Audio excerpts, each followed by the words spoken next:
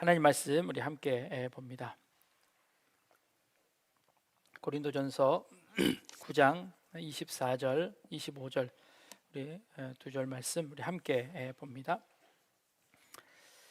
고린도전서 9장 24, 25절 말씀입니다. 같이 읽겠습니다. 운동장에서 다름질하는 자들이 다 달릴지라도 오직 상을 받는 사람은 한 사람인 줄 너희가 알지 못하느냐? 너희도 상을 받도록 이와 같이 다름질하라. 이기기를 다투는 자마다 모든 일에 절제하나니 그들은 썩을 승리자의 관을 얻고자 하되 우리는 썩지 아니할 것을 얻고자 하노라. 아멘. 조선시대 임금이 27명이었답니다. 27명의 평균 수명이 몇 세쯤 되었을까요? 네, 평균 수명을 내어보니까 조선조의 왕들이 46세, 46해를 사셨답니다. 평균적으로. 왕이 그 정도 살았으면 평민들은 몇 년 살았을까요? 35세였답니다. 조선시대만 해도 그리 생명이 길지 않았던 겁니다. 우리나라의 1970년도의 평균 수명은 몇 세였을까요? 남자는 58세, 여자는 65세였습니다. 그래서 그 당시만 하더라도 우리 환갑잔치를 크게 했던 것을 여러분들 기억하고 계실 겁니다. 2020년 기준으로 남자의 평균 수명은 80세입니다. 그리고 여자는 86세입니다.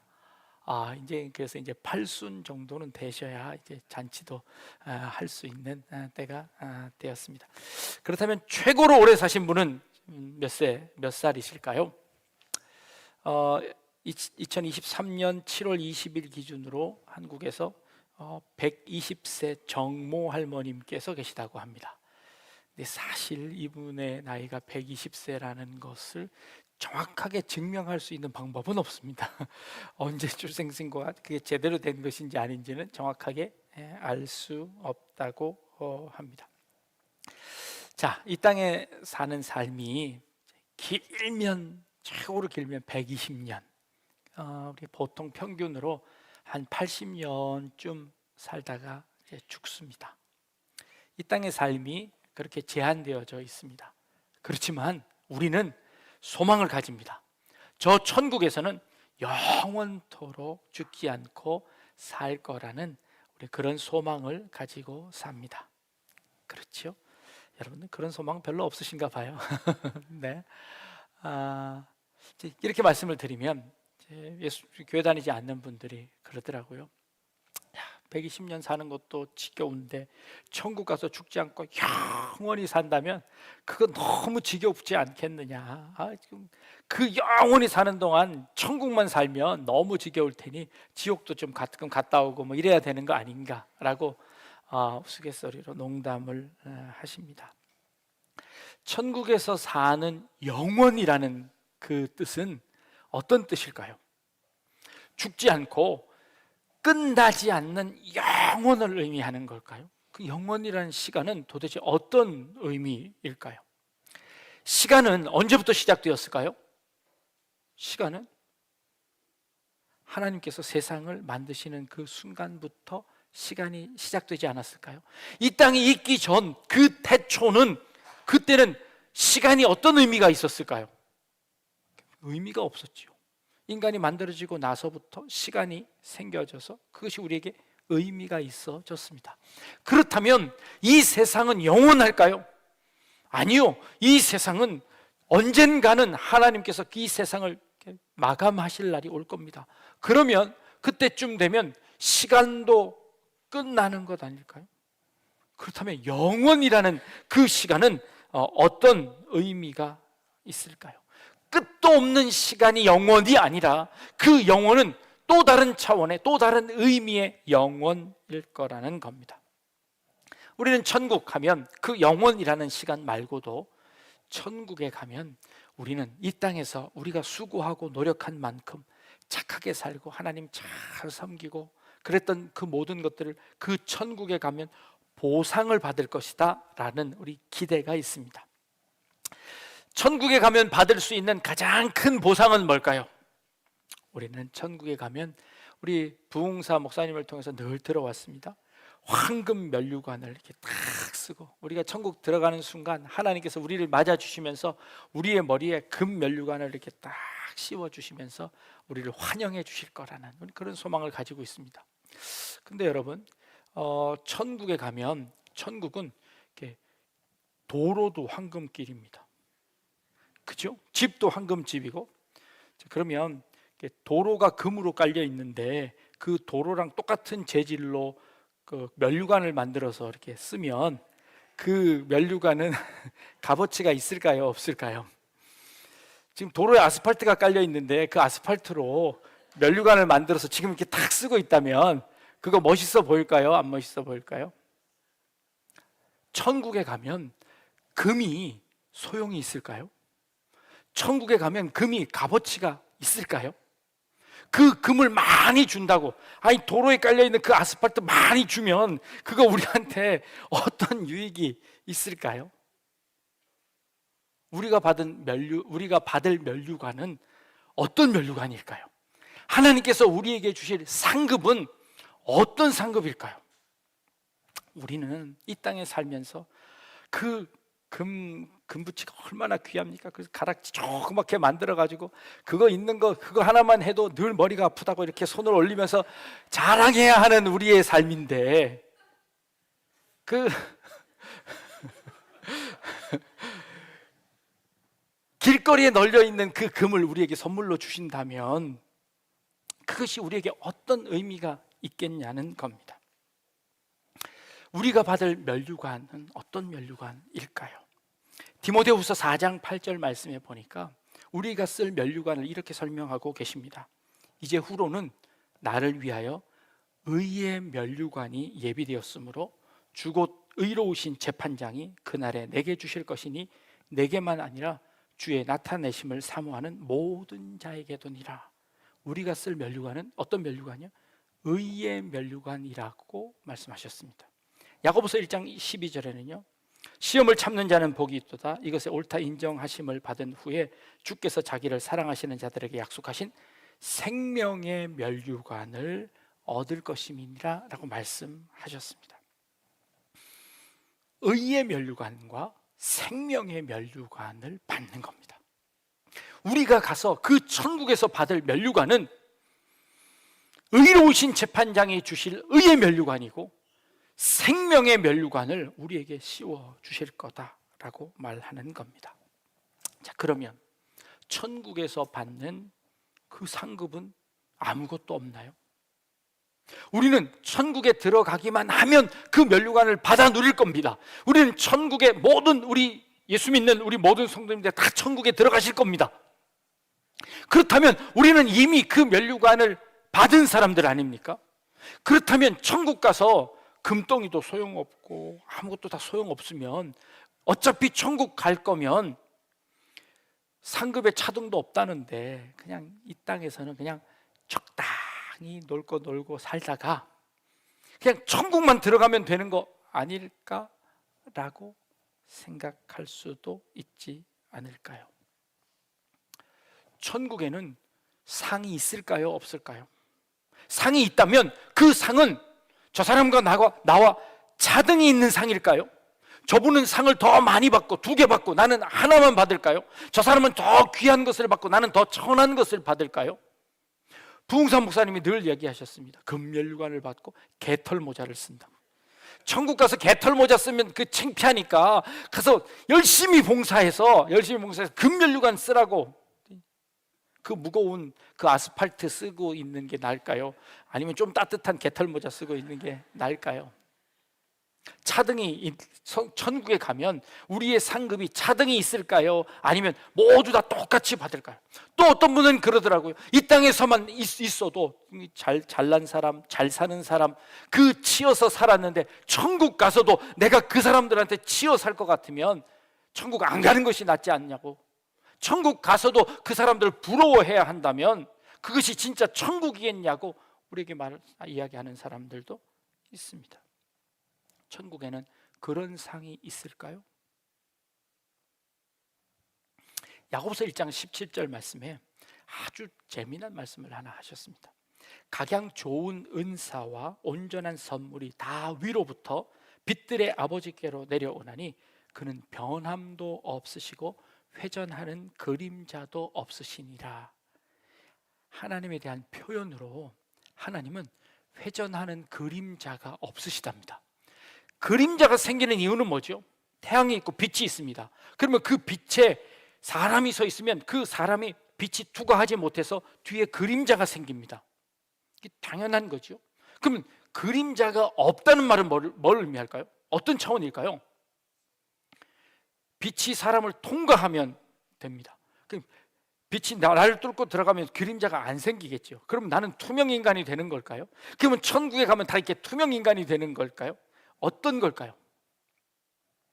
이것은 우리에게 또 다른 차원이 있음을 설명하는 것입니다. 우리는 3차원의 세상을 살고 있습니다. 3차원이라는 것은요, 1차원은 점입니다. 점 찍은 거 1차원이죠. 점과 점이 이어지면 2차원입니다. 이 2차원에서 높이가 생기면 3차원이 됩니다. 3차원은 부피를 가지는 거죠. 그래서 만약에 3차원을 살아가는 사람이 있으면 2차원의 평면 세계를 살아가는 사람들이, 이제 개미들이 1차원, 2차원에서 이렇게 쭉 왔다 갔다 하면 우리는 그 위에서 개미들을 잡아서 이쪽으로 이렇게 옮깁니다. 그러면 개미가 생각할 때는 청천벽력이 일어난 겁니다. 이 사람이 갑자기 개미가 같이 가던 친구가 갑자기 안 보이는 겁니다. 안 보였다가 저쪽에서 툭 하고 나타나는 겁니다. 그 별로 이상한 것 아니지만 2차원의 세상을 살아가는 사람들에게는 그것은 굉장히 놀라운 일이죠. 우리는 그런 3차원을 살고 있습니다. 자, 그러면 3차원이라고 했으니 4차원은 어떨까요? 4차원의 세상은 어떤 걸까요? 점과 선 그리고 높이에 거기다가 시간을 더하면 그것이 4차원이랍니다. 4차원은 시간과 시간을 넘나드는 것이 4차원이랍니다. 이해가 안 되죠. 왜냐하면 우리는 3차원에 살고 있기 때문에 이해가 안 되는 겁니다. 3차원에서 4차원을 살짝 엿본 사람이 있는데 누군가 하면 아인슈타인입니다. 아인슈타인이 이걸 증명했습니다. 뭘 증명했나요? 빛의 속도로 달리면, 빛의 속도로 지나가면 공간은 수축되고 시간은 늘어난다는 것을 증명해냈습니다. 그게 뭘 의미할까요? 속도를 빨리 가면 우리가 살고 있는 이 공간을 접어서 시간을 더 늘려서 저쪽 공간에 나타난다는 것을 증명해낸 사람이 아인슈타인입니다. 4차원을 살짝 보여준 거죠. 우리가 갖고 있는 이 시간의 개념이 아니라는 것을 이야기했습니다. 우리는 거기서 살짝 영원이라는 개념을 생각해 보는 겁니다. 천국에서 살아갈 때는 우리가 살고 있는 이 시간의 지속적인 시간에서의 영원을 의미하는 것이 아닐 수 있겠다라는 생각을 가집니다. 부활하신 예수님께서 제자들에게 엠마오로 가는 그 길가에 나타나셨다가 갑자기 제자들이 모여있는 그 문이 닫혀있는 그 공간에 예수님께서 나타나십니다. 부활하신 예수님께서 보여주시는 신비한 모습이 어쩌면 천국에서 우리의 삶을 조금 보여주는 것 아닐까라는 생각이 듭니다. 지금 과학자들은 이야기합니다. 4차원, 5차원, 6차원, 8차원까지 얘기하는데 그 8차원은 자기들도 모르면서 하는 얘기 같아요. 우리는 이미 어쩔 수 없이 3차원에 살고 있기에 개미처럼 갑자기 나타났다 갑자기 없어지는 이 차원을 이해할 수 없습니다. 우리가 천국을 알 수 있는 방법은 아무것도 없습니다. 그러나 하나 확실한 것 압니다. 우리와는 전혀 다른 세상이라는 것을 압니다. 그 천국은 영원할 건데 지금 이 땅에서 생각하는 지루한 영원이 아닐 겁니다. 그 땅에서는 우리가 감히 상상도 할 수 없는 그 기쁨과 축복과 그 은혜들이 넘쳐나는 그런 천국일 겁니다. 우리에게 베풀어 주실 그 하나님과 함께할 그 세상은요, 우리가 생각하는 그런 차원의 세상이 아닐 거라는 겁니다. 그런데 그 세상을 보고 온 요한이 이 땅의 말로 표현할 수 있는 말은 가장 아름다운 금과 12보석으로 밖에는 설명할 수 없는 그 보석이 아니라 그거 보석처럼 정말 아름다운, 아니 말로 형용할 수 없어서 이 땅의 말로 표현할 수 있는 표현은 황금길과 12보석으로 밖에는 표현할 수 없는 그 천국을 우리에게 설명해 준 겁니다. 그 천국은 여러분들이 상상하는 것, 그것보다 그것 이상의 것임을 우리에게 이야기하는 거죠. 자, 그렇다면 천국에서 받을 상은 어떨까요? 천국에서 받을 상은 우리가 생각하는 그것 이상의 상일 겁니다.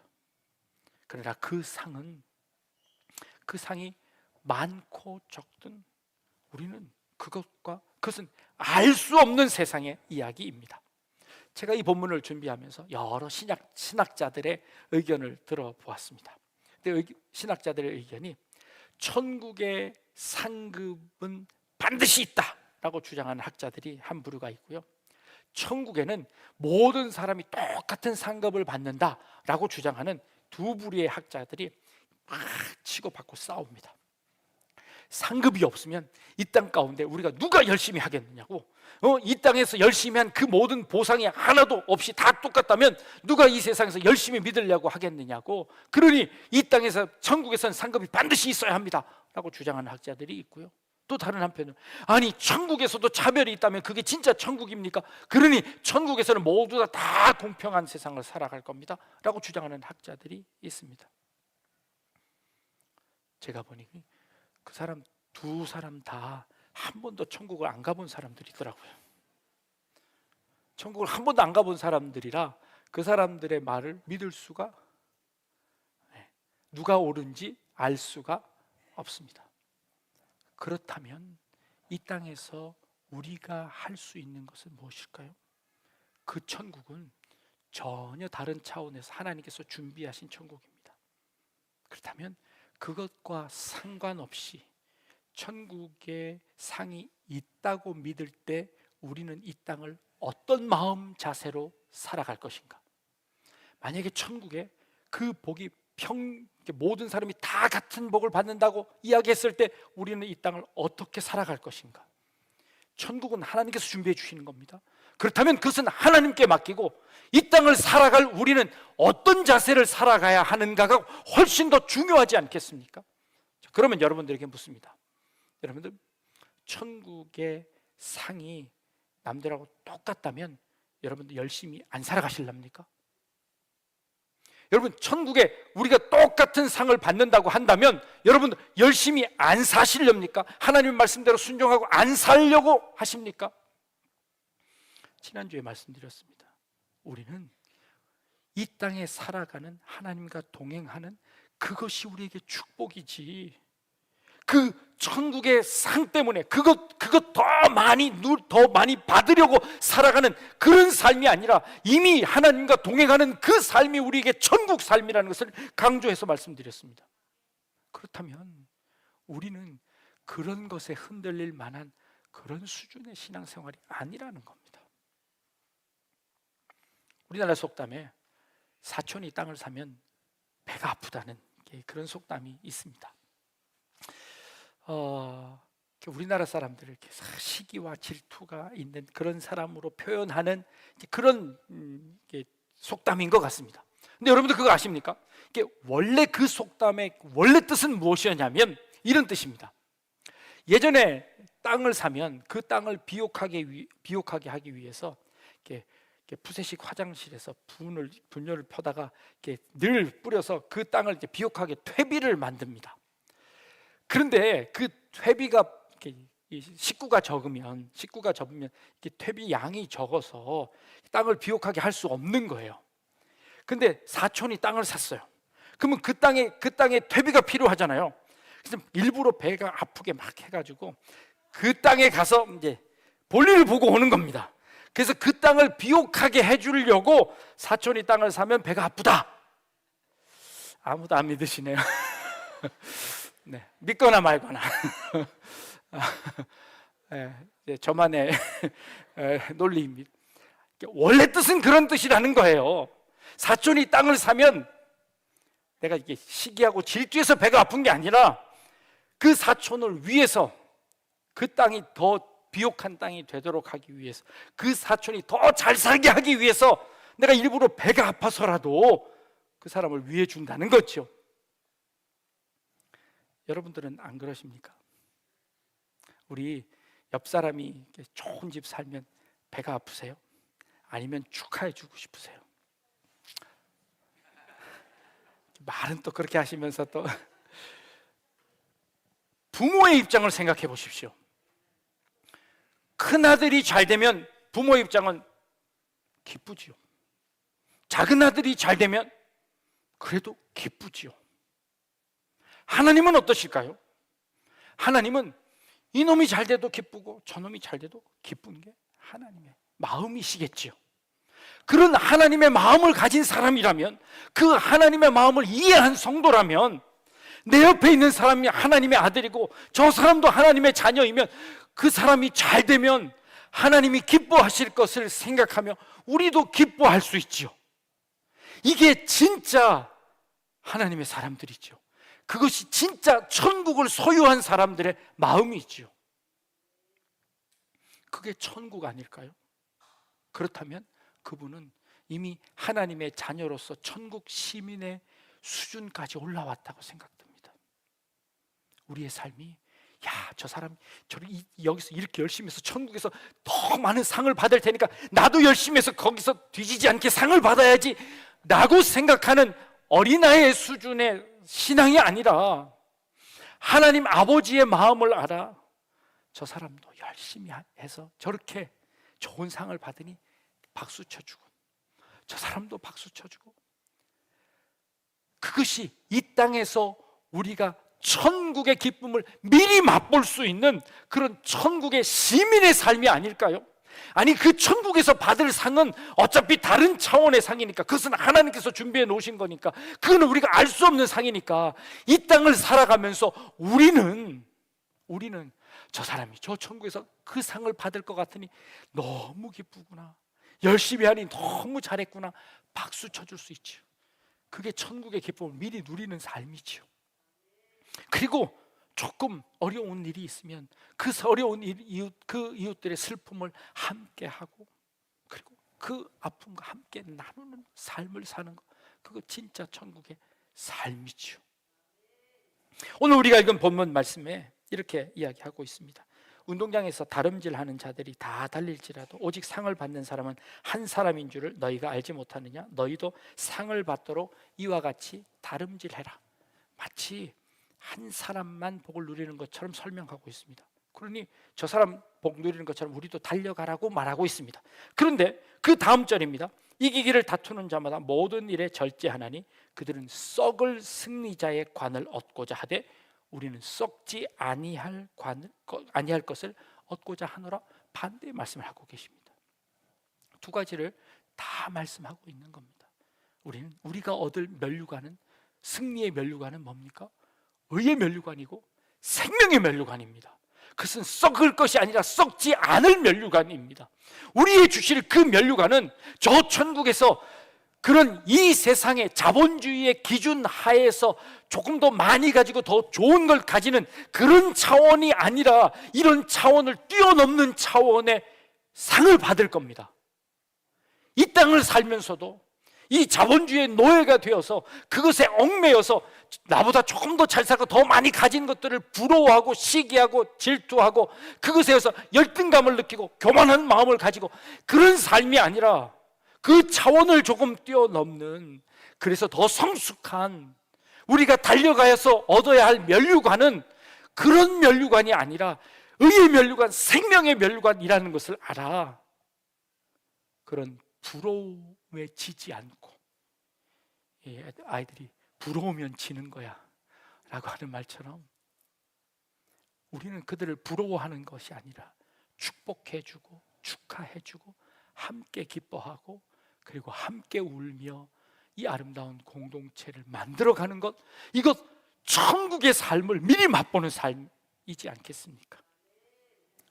약대중앙교회 우리 성도님들은요, 천국의 상급이 더 크든 그것 때문에 내가 오늘의 삶을 노력해 하는 그런 차원의 신앙이 아니라 그 차원의 신앙을 뛰어넘어 더 성숙한, 하나님의 마음을 이해한, 그래서 더 넉넉한 삶을 살 수 있는, 그리고 더 풍요로운 천국을 미리 맛보는 삶을 살아내는 그런 우리 약대주교회 모든 성도님들 다 되실 수 있기를 주님의 이름으로 축복합니다.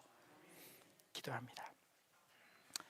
우리의 이 다름질이 우리의 이기심을 채우는 다름질이 아니라 하나님의 사랑을 향한, 하나님의 은혜를 향한 다름질이 되게 하여 주옵소서. 우리 옆에 있는 사람들 손잡고 함께 달려갈 수 있는 은혜의 경주가 되게 하여 주옵소서. 감사드리며 예수님의 이름으로 기도합니다. 아멘.